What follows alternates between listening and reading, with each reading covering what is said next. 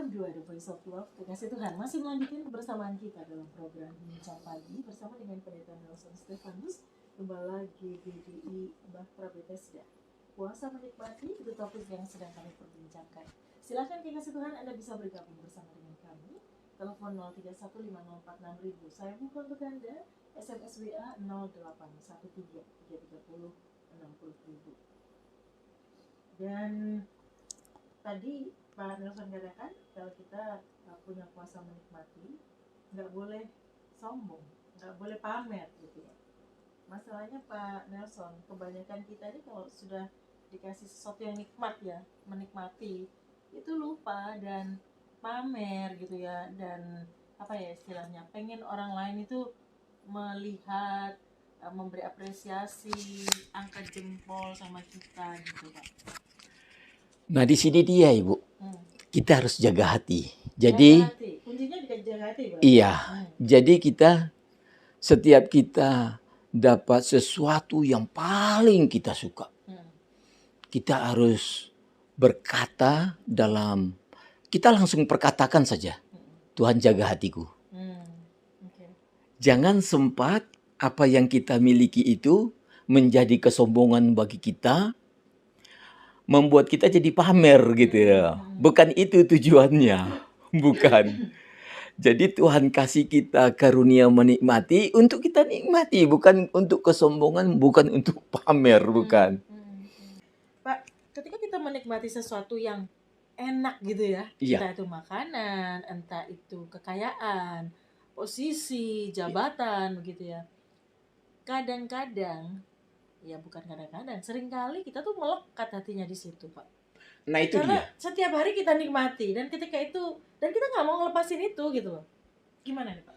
Nah itu dia Ibu. Jadi pengalaman saya yang saya lakukan supaya itu yang dikasih Tuhan kepada kita jangan melekat, kita berbagi juga. Oh. Iya. Berbagi ya. Iya.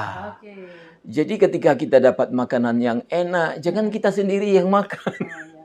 Catat nomornya Wahyu, Pak. Kalah, Pak. Jadi kalau tetangga saya itu sudah hafal dia. Oh, gitu, Pak ya. Kalau saya suruh datang ke rumah, mereka sudah tahu. Wah, ini makan. Jadi harus berbagi. Iya, harus berbagi. Jadi selain jaga hati harus berbagi. Iya.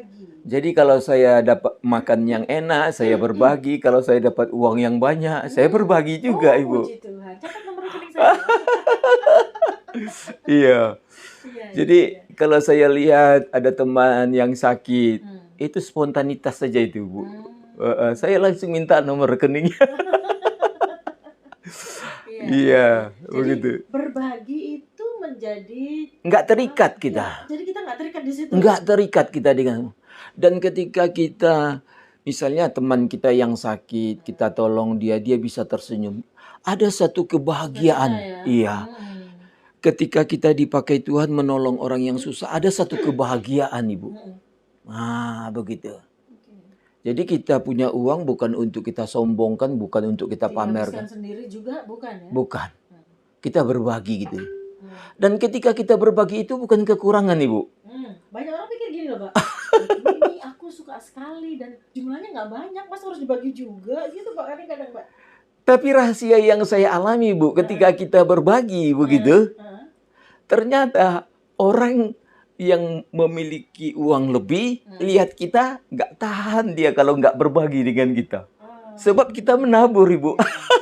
Siapa yang menabur, dia akan tuai. Ya? Iya, betul sekali.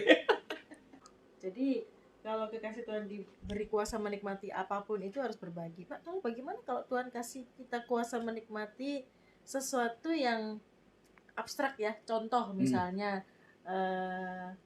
diberi kedudukan, diberi kekuasaan gitu, bagaimana cara berbaginya? Jadi yang pertama tadi sudah pasti kita harus jaga hati. Yang kedua supaya kita tidak mengikat, nggak bangga, nggak sombong.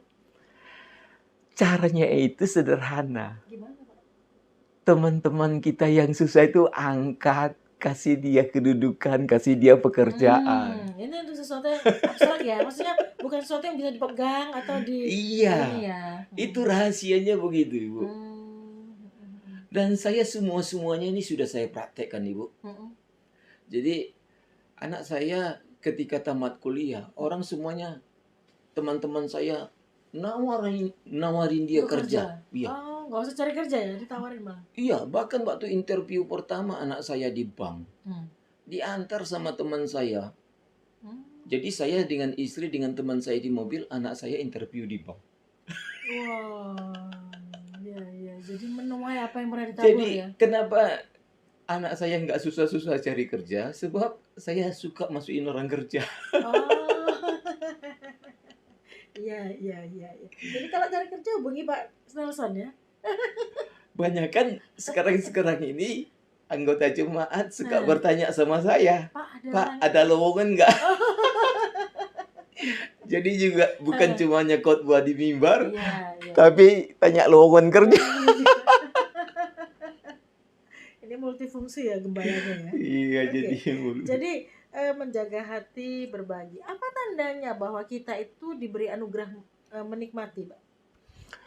Jadi ceritanya ini sesuai dengan apa yang saya alami, Ibu. Sebab dari kecil saya kan alergi, tidak bisa makan apa-apa. Iya. Jadi setelah saya bertobat, praktek, waktu di praktek itu, makan waktu itu yang paling nggak boleh saya makan ikan. Itu pantangan sekali untuk alergi. Tapi waktu itu di tempat praktek itu saya sudah 1 bulan cuma makan nasi. Saya akhirnya memberanikan diri, Ibu. Waktu saya makan itu, saya memang betul-betul nekat, Ibu. Andai pun besok misalnya apa yang terjadi, udah pasrah saya. Tapi ketika saya makan, aman itu, Ibu. Di situ, mulai dari itu saya mulai berani makan apa saja. Tapi ayat firman Tuhannya ini saya belum dapat, Ibu. Berjalannya waktu saya baru baca ini firman Tuhan. Ternyata ada kuasa untuk menikmati. Di situ saya baru nyadar. Ternyata semenjak saya bertobat, Tuhan itu sudah kasih kuasa menikmati, tapi saya belum tahu. Tapi lewat peristiwa yang tanpa saya sadari itu, di situ saya baru mengerti, oh yang Tuhan kasih sama saya, kuasa menikmati. Begitu, Ibu. Pak Nelson, ketika kita menikmati sesuatu, kita ambil contoh paling gampang makanan lah ya. Iya. Ada orang-orang yang punya ini jadi joke banyak orang gitu ya. Jadi guyonan banyak orang. Dulu pengen gitu waktu muda nggak punya duit. Sekarang punya duit nggak boleh makan, Mbak. Apa itu berarti tidak punya kuasa menikmati? Betul, Ibu. Oh. Sebab dikatakan karena nanti kolesterol lah, nanti itu. Iya, itu dia. Iya. Sebab kan sudah dikatakan di dalam Pengkhotbah 6 ayat 1 dan 2 dikasih Tuhan berkat, tapi tidak bisa menikmati. Itu. Melainkan orang lain yang menikmati. Iya. Terus kemudian yang harus kita perhatikan, Ibu. Apa, Pak? Banyak orang berpikir ketika dia makan sesuatu, terus kemudian dia sakit, kemudian dia hardik sakit penyakit itu, dia berdoa dalam nama Yesus sakit penyakit keluar, kata dia. Diusir sama dia sakit penyakit itu, padahal sakit penyakit itu karena kesalahannya, pola makannya yang salah. Walaupun kita diberi kuasa menikmati makan, harus tetap jaga pola makan. Oh, maksud saya ini mereka yang belum dikasih kuasa, Bu. Oke. Nah, jadi mereka yang belum dikasih kuasa untuk menikmati itu, kadang-kadang kan mereka makan sakit. Nah, kemudian mereka itu tidak mengerti bahwa tidak semua orang dikasih Tuhan kuasa menikmati. Nah, dia kan taunya kan penyakit itu datangnya dari dosa. Dihardik sakit penyakit itu. Tahu-taunya tetap saja sakit. Nah, di sini kita harus tahu ada sakit penyakit itu dikarenakan dosa, ada dikarenakan kelemahan fisik karena usia kita sudah tua. Tapi ada sakit penyakit dikarenakan kesalahan kita. Kita belum dikasih Tuhan kuasa menikmati. Jadi kalau kita belum dikasih Tuhan kuasa untuk menikmati, pola makan kita harus dijaga. Kalau kita tidak jaga pola makan kita sakit. Jangan salahkan Tuhan. Jangan kita itu terus menghakimin diri kita, aku dosa apa ya? Aku salah apa? Jangan. Tapi yang harus kita mengerti, kita ini belum dikasih Tuhan kuasa menikmati, makan terlalu berlebihan itu membuat kita sakit. Tapi kalau kita misalnya sudah dikasih Tuhan kuasa menikmati, hantam saja, tidak jadi masalah. Teman-teman saya pernah lihat saya, heran lihat saya. Pak Nelson makan sate kambing dua porsi, 20 tusuk. Makan gulai kambing 2 tusuk. Makan kepala kambing 1, kata dia. Dia bilang, waduh, gak berbahaya kah Pak, kata dia. Ya itu dia, kalau tidak dapat kuasa jangan dicoba. Nah, biasanya kita itu Ibu kalau belum dapat kuasa, suatu contoh begini. Kalau kita makan katakanlah daging, tensi kita naik. Jangan dimakan dulu. Nanti kita sungguh-sungguh lagi dalam Tuhan. Setiap kita berdoa mau makan, minta kuasa menikmati. Suatu waktu iman kita sudah tumbuh, kita mau coba lagi. Boleh, coba dikit dulu, jangan banyak-banyak. Nah kalau sudah kira-kira aman, terus nanti lain waktu kita mau coba lebih banyak. Boleh, nggak apa-apa. Tapi jangan misalnya karena nafsu, didorong nafsu kita makan yang banyak, kita nggak kontrol, itu nggak bagus juga. Jadi ada orang yang bisa menikmati karena Tuhan sudah kasih kuasa. Tapi kalau belum dikasih kuasa, pola makan kita harus dijaga. Apakah berarti orang yang sudah punya kuasa menikmati nggak perlu jaga pola makan? Memang itu istimewa dia Ibu.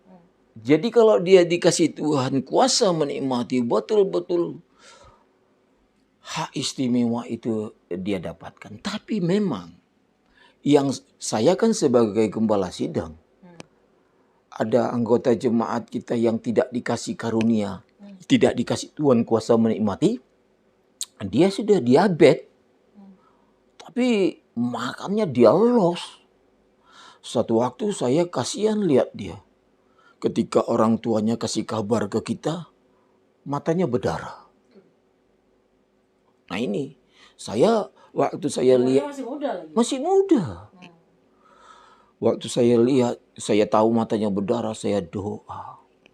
Saya berdoa, saya katakan, Tuhan jamah dia, supaya dia juga jaga pola makannya. Jadi kepada kita yang belum dikasih Tuhan kuasa menikmati, memang harus serius kita menjaga pola makan kita.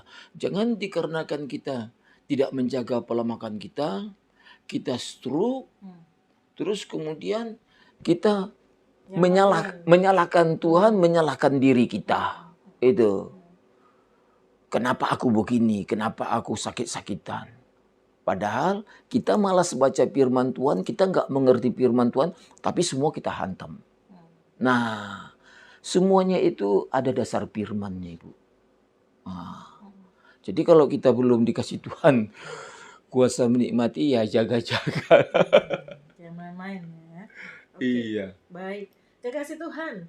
Dari apa yang disampaikan oleh Pak Nelson, Anda bisa memperdalam apa yang disampaikan Pak Nelson pagi hari ini ya. Telepon, SMS, WA, saya buka untuk Anda. Teleponnya 0315046000, SMS WA 0813 330 60.000. Kami kembali sesaat lagi. Jangan lupa like, subscribe, tekan sekarang juga ya tombol merah.